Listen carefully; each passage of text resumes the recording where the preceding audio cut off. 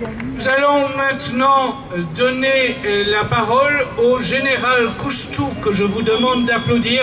Le général Coustou est un de ces rares généraux français qui font preuve de véritable courage en affirmant la défiance par rapport à la trahison du monde politique, à le désamour que Emmanuel Macron entretient avec l'armée française. Donc le général Coustou est un de ces vrais militaires au service de la France et il va nous faire l'honneur de s'adresser à nous aujourd'hui pour rappeler que avec Sainte Jeanne d'Arc, l'armée est au service de la France. Merci. Si vous payez avant d'avoir la marchandise, c'est imprudent. Monsieur l'abbé, mesdames, mesdemoiselles, messieurs, avec Jeanne d'Arc, l'armée au service de la France. Cher Alain Escada, lorsque j'ai reçu le libellé du devoir de vacances que vous m'avez confié, j'ai tout de suite pensé que le sujet était sans objet, car comportant un double pléonasme. En effet, au service de qui ou de quoi l'armée peut-elle être autre que la France? Et puis, ce serait faire injure à Jeanne d'Arc que de douter de son patriotisme.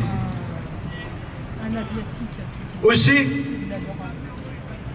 je tenterai simplement de montrer la synergie engendrée par l'union entre un exceptionnel chef de guerre qu'est Jeanne d'Arc et notre armée.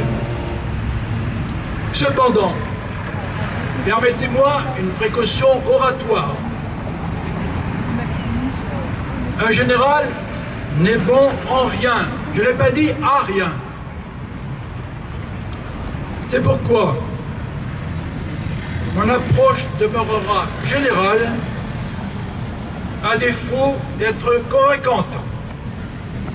Tout d'abord, comme je l'ai fait lors de la marche de la fierté française le 26 mars dernier à Paris, je rappellerai quelques fondamentaux sur ce qu'est l'armée. Celle-ci est constituée d'une communauté de soldats qui ne sont ni de la chair à canon, ni des faire-valoir, ni des robots, ni même des mercenaires. Hommes et parfois femmes. Le soldat est un être humain qui a accepté de donner sa vie pour la France si les circonstances l'exigent. Un détail qu'il est bon de rappeler quelquefois. Le soldat tue sur ordre, mais peut également se sacrifier sur ordre. Quel abîme le distingue de l'état d'esprit ambiant, matérialiste, individualiste, ludique et privé d'une dimension spirituelle cruellement ignorée, voire oubliée. Le soldat, cellule de base de l'armée, est capable de grandeur, mais a aussi ses faiblesses, car il demeure un être humain. C'est d'ailleurs la camaraderie, l'esprit de corps, qui l'aide à surmonter les épreuves individuelles et ou collectives, en particulier dans l'adversité. L'armée n'est pas simplement une entreprise sous la direction d'un manager, mais une communauté humaine aux ordres d'un chef. Tandis que l'entreprise n'a de cesse de produire un maximum de profit au nom d'un marche ou crève, souvent dénué d'humanité, l'armée permet, voire exige jusqu'au sacrifice suprême, en élevant l'exécutant aussi haut que lui commande son honneur. Ces quelques faits ne séparent pas l'armée du peuple qu'elle sert, mais simplement l'en distingue par des valeurs trop souvent occultées. Bien sûr, cet édifice est non exempt de fragilité, mais il se révèle d'autant plus solide que la relation entre l'armée et son chef repose sur une indéfectible confiance réciproque. Cependant, l'armée ne sert ni un ministre, ni un président, ni un régime politique, mais la France. En revanche, elle obéit au chef des armées qui, selon le régime actuel que se sont donnés les Français, est le président de la République. C'est pourquoi l'armée constitue la force légitime au service de la France, donc du peuple, afin de préserver ses intérêts lorsqu'ils sont menacés. Jeanne d'Arc, on va quand même pas l'oublier, pour sa part, a souvent été présenté comme un chef de guerre hors pair, c'est-à-dire le chef d'une armée en campagne non engagé pour d'éphémères acquis, mais afin de redonner à la France le rang qu'elle n'aurait dû jamais perdre. Jeanne, jeune et humble paysanne, n'aurait sans doute pas été sélectionnée par un cabinet de conseil pour ses capacités guerrières initiales.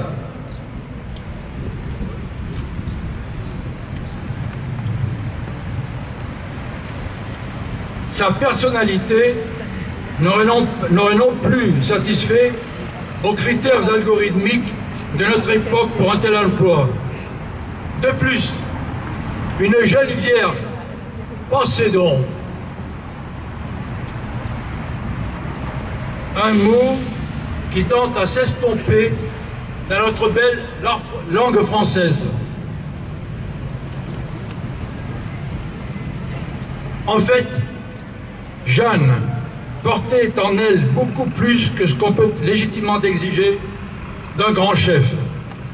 Elle possédait la vertu et aussi et surtout la foi à déplacer les montagnes, ce qu'elle fit.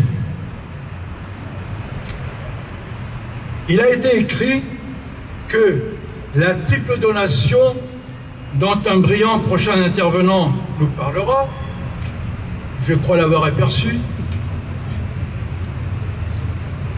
constituait l'acte le plus important de l'histoire de France.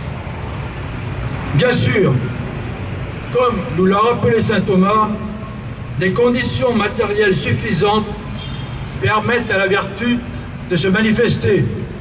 En clair, quand on n'a rien à manger, on n'est pas enclin à philosopher. Mais, outre sa force morale, sa volonté et sa confiance sans borne envers son Seigneur ont fait d'elle le grand chef qui a osé d'abord solliciter son roi avec humilité et fermeté, ensuite insuffler à son armée la foi qu'il habitait afin de bouter hors de France l'ennemi présent, rétablissant ainsi la France sur le podium qu'elle méritait. Ça me fait loucher ce truc-là. Cependant, au-delà de sa mission du moment, Jeanne a aussi été décrite comme l'inspiratrice de futures victoires, dont certaines encore à venir. Pourrait-elle donc conduire notre armée de nos jours. C'est ce que nous allons maintenant envisager.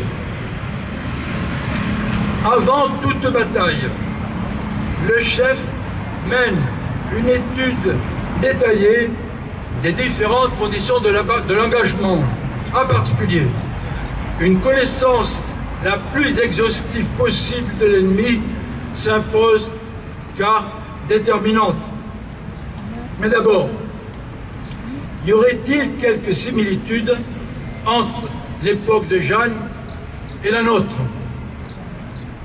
Au moins une, et qui constitue l'essentiel, à savoir que ce n'est pas l'avenir de la France au gré d'une bataille qui est en jeu, mais le devenir, c'est-à-dire l'existence même de la patrie. Bien sûr, comme nous l'avons dit, nous resterons dans des constitutions générales. Au cours de son histoire, la France a affronté de nombreuses et dramatiques épreuves, mais s'est relevée. Défaites militaires, crises économiques ou financières, catastrophes naturelles ou technologiques. La France a survécu. Mais aujourd'hui, l'enjeu est ailleurs. Nous le savons bien. Une véritable crise civilisationnelle menace la France d'être ramenée au rang d'un anonyme territoire parmi les quelques 200 pays de la planète, noyé par ce nouvel ordre mondial qui s'incarne de façon aussi visible aujourd'hui au travers des mesures liberticides de tous ordres qu'on nous impose. Soyons lucides. Parmi les deux événements que je vais évoquer maintenant, lequel a été le plus dangereux pour la France? Le premier tout d'abord, en 1938, après la rencontre à Munich d'Hitler avec Chamberlain et Daladier, ce dernier laissa échapper, au vu de la foule qui l'acclamait, son fameux « Ah les cons !» Je ferme les guillemets.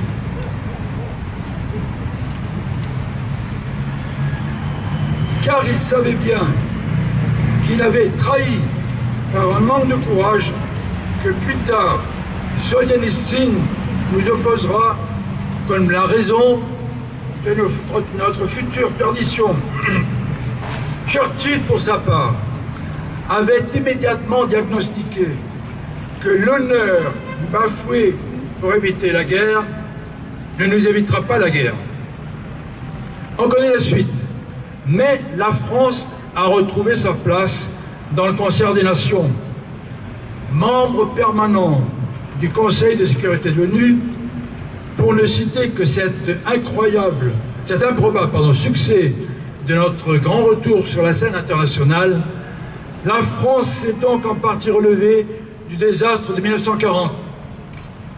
Le second événement, récemment, lorsque le mal nommé mariage pour tous a fait l'objet d'une intronisation législative, attaquant ainsi la cellule de base de notre société qu'est la famille, c'était instiller le ver dans le fruit.